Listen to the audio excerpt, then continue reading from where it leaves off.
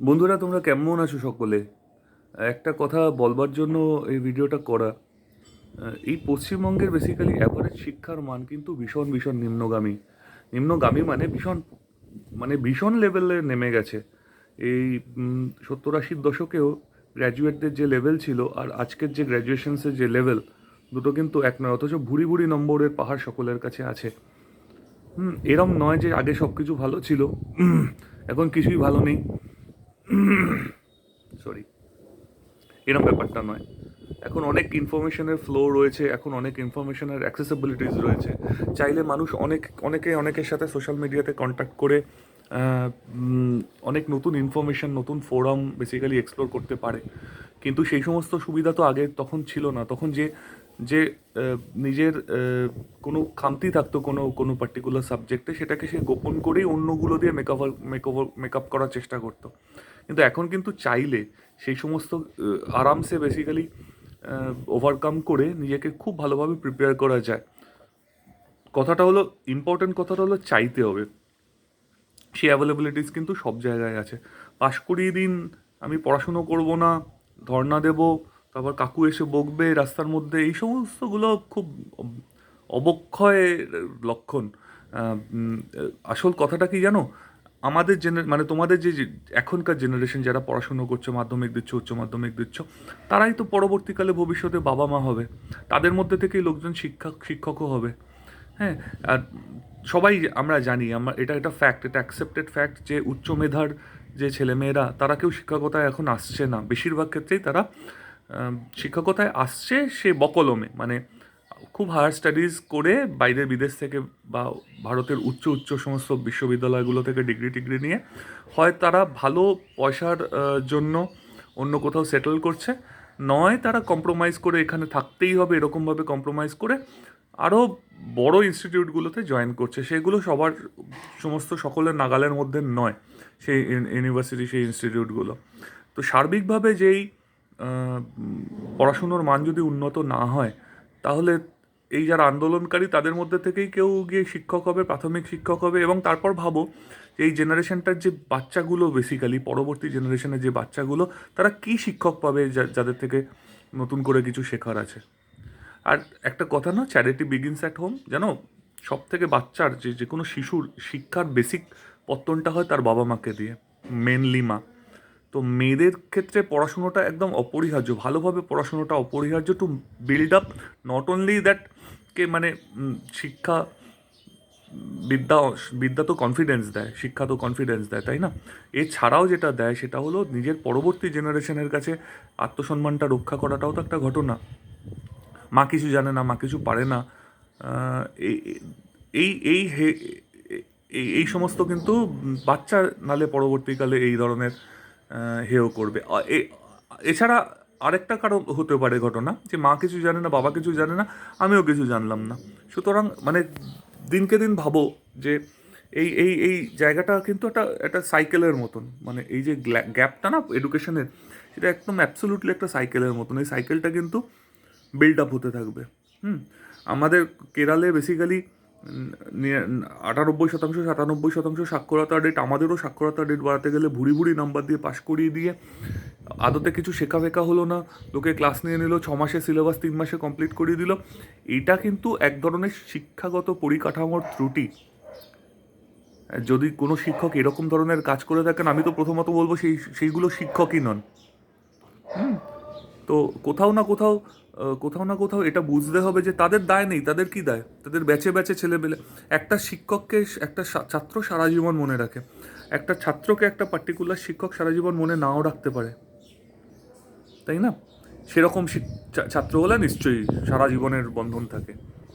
কিন্তু যদি সেরম ছাত্র না হয়, অ্যাভারেজ ছাত্র না হয়, তাদের কি দায়? পালের গরুর মতন আসছে যাচ্ছে রোজ, মানে প্রত্যেক দিন তাদের।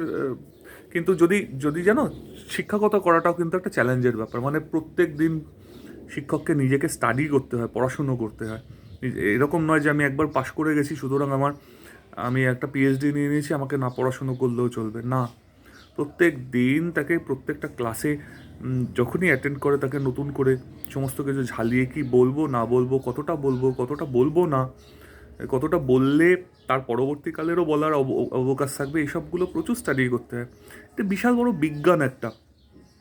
সেক্ষেত্রে এটা অনেক দূরে প্রসারিত কথা, কিন্তু বেসিক জিনিসটা হলো যে পড়াশুনোর মানটা ভীষণভাবে নিচু হয়ে গেছে, ভীষণভাবে নিচু হয়ে গেছে।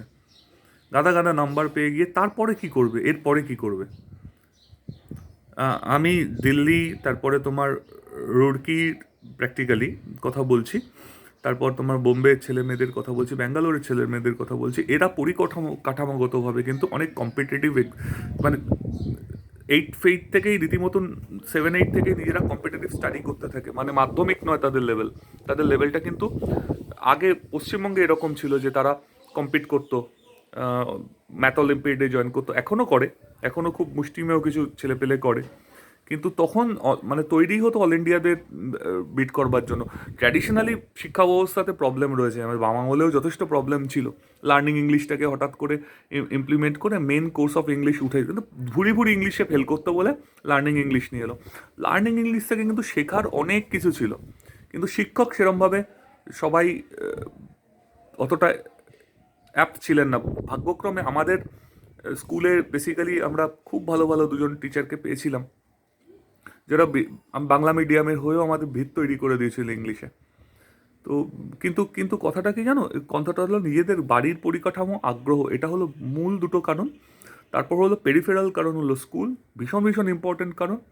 তারপর নিজেকে তো সবসময় তৈরি করতে হবে। ইউটিউবে আমি দেখবো, কেন দেখবো না, ইউটিউব দেখবো, ফেসবুক দেখবো, এগুলো তো আধুনিক হওয়ার রাস্তা। আরও কত কত এভিনিউ খুলে যাবে, আরও কত জায়গা খুলে যাবে, কিন্তু সেখান থেকে দেখার সঙ্গে সঙ্গে আমাদের জ্ঞান আরোহণেরও প্রচুর পরিমাণের অপশনস রয়েছে, সেগুলোকে এক্সপ্লোর করো। বাবা মা সেগুলো কেন মনিটর না করে শুধু চ্যাট করতে, ফেসবুক করতে, কী লাভ? Time pass simply. তোমার তো ভ্যালু এডিশন কিচ্ছু হচ্ছে না, তাই না? টাইম পাস হচ্ছে। ওখানে যে এডুকেশন ফোরামগুলো আছে সেগুলোতে জয়েন করো, গুগল সার্চ করে করে নামাও মেটেরিয়াল। এখন তো ভিডিওগ্রাফিতে তুমি কেমিস্ট্রি থেকে শুরু করে ফিজিক্স, কেমিস্ট্রি, ম্যাথমেটিক্স, সমস্ত কিছু চোখে দেখতে পাবে যে হচ্ছে জিনিসগুলো। আর একবার চোখে দেখলে, অডিও ভিজুয়াল হলে কেউ সেটা বলে না।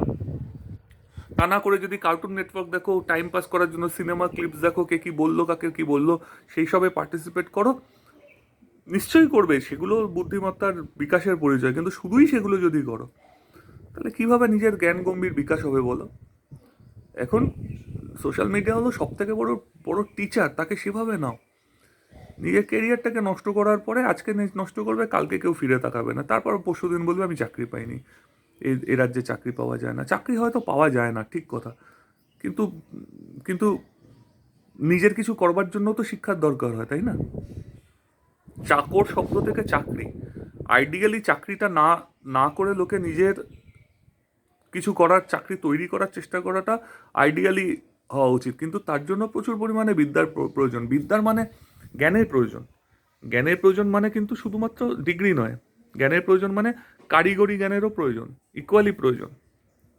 তো কোথাও আমাদের সে সমস্ত অভাব হচ্ছে, আমরা সমস্ত কিছু ছেড়ে দিয়েছি একটা একটা বড় একটা ইনস্টিটিউশনের ওপরে, যাদের কিছু করার নেই।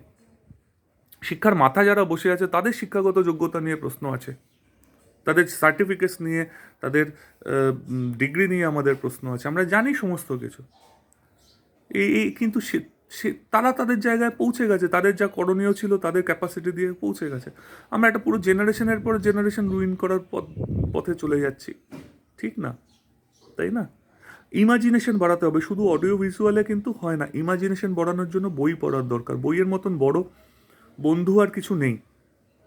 বইয়ে কী কী উপকার হয় আমি নিশ্চয়ই তোমাদেরকে ডেফিনেটলি কোনোদিনও আরেকবার বোঝাবো, যে বইয়ের মানে আমার যতটুকু বোধ বুদ্ধি সেটুকু দিয়ে বোঝাবার চেষ্টা করবো যে বইয়ের উপকারিতাটা কি, কত লং লাস্টিং এফেক্টস। আর সেই পড়ার বইয়েরও সেম লং লাস্টিং এফেক্টস। ওই যে চোখের অক্ষরগুলো দেখবে, সারা জীবন ভেতরে থেকে যাবে এই টেন্ডার এজে। এরপরে আর হয় না, এরপরে আফসোস করতে হয়।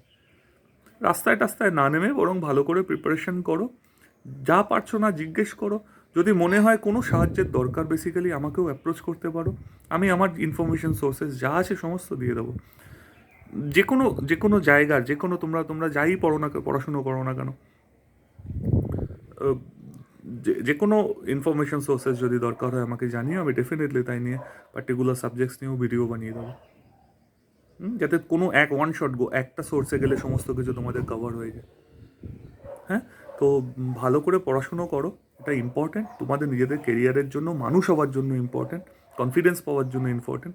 ইংরেজি হলো সব থেকে বেশি স্পোকেন ল্যাঙ্গুয়েজ। হ্যাঁ, পৃথিবীর সব থেকে বেশি বেশি যে ল্যাঙ্গুয়েজটা সব থেকে বেশি বলা হয় সেই রকম ল্যাঙ্গুয়েজ, সেই ল্যাঙ্গুয়েজে অকৃতকার্য হওয়া মানেটা বুঝতে পারছো কোনখানে দাঁড়িয়ে আছো তোমরা?